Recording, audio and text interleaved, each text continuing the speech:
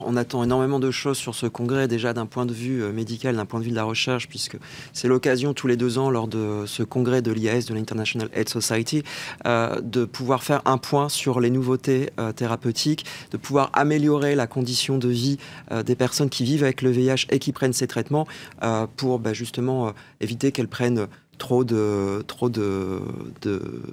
médicaments en fait chaque jour et éviter le plus de side effects, d'effets secondaires en fait sur ces médicaments. Voilà, ça c'est la première chose. La deuxième chose, effectivement, c'est de pouvoir faire que on demande aux États de toujours s'intéresser davantage à cette épidémie, parce que tant qu'on n'aura pas de volonté politique et tant que cette volonté politique de la part des États ne sera pas présente dans cette épidémie, on n'arrivera pas à la fin du VIH. Et les financements, ils sont suffisants ? J'ai envie de dire qu'ils ne seront jamais suffisants. Aujourd'hui, on sait qu'il manque 7 milliards en fait, de dollars chaque année. Et c'est pas grand-chose, hein, pour vous donner une idée, c'est 0,01% du PIB mondial annuel. Ça, c'est les chiffres de l'ONU-SIDA. Et c'est pas énorme, hein, pour le coup. Chaque année, en fait, on se rend compte que les pays occidentaux et certains pays aussi en voie de développement augmentent leur contribution au Fonds mondial pour lutter contre cette épidémie.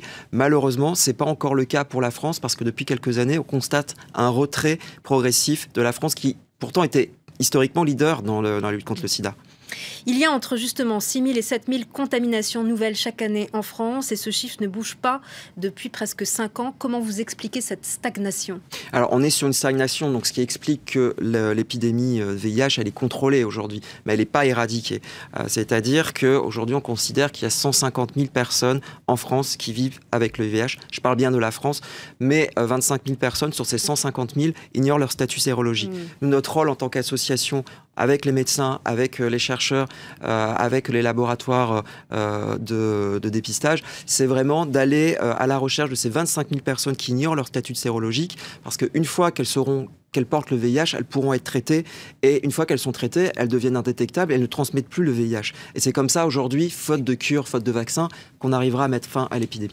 Est-ce que les progrès dans le traitement du sida ont entraîné un relâchement dans la prévention ?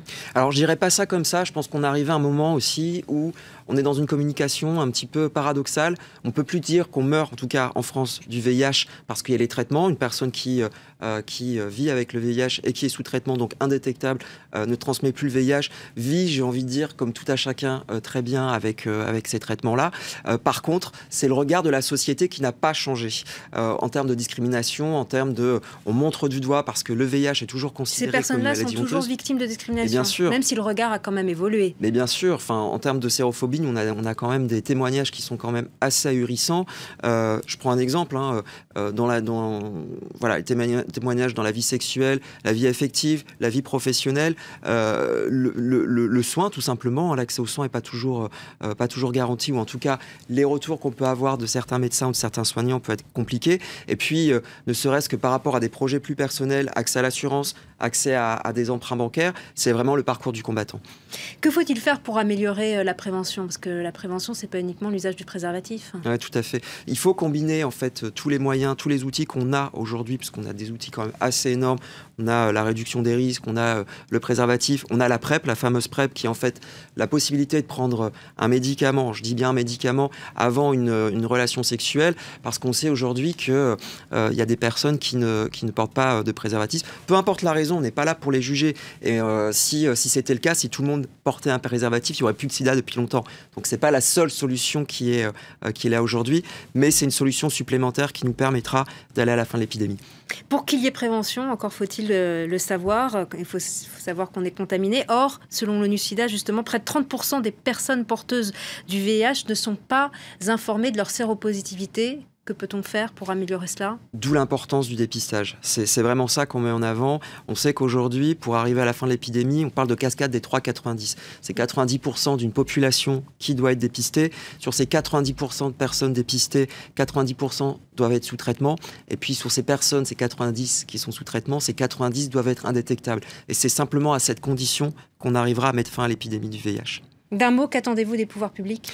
De tout simplement un leadership politique. On le voit aujourd'hui, en 2003, avec la conférence de l'IAS qui était à Paris.